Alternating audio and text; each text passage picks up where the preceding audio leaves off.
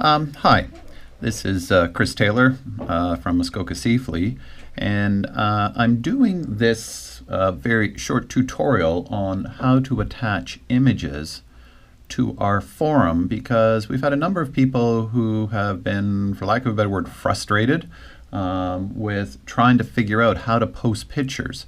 So I'm going through this sort of step-by-step tutorial.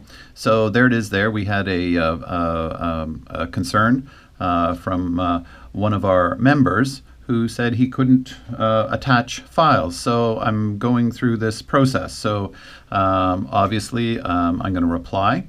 So I'm recording this screenshot just because it's a lot easier to show you guys with video. So type, and once you finish typing your text, then you need to scroll down. So I'm just typing some garbage right here now. And then I'm going to scroll down, and you need to click on the Attachments and Others section.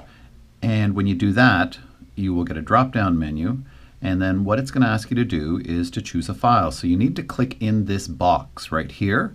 And when you click there, a new window will open up, and you simply scroll to the image that you want to attach. You can attach one, two, or many files. Once you have that attached, you hit the post here.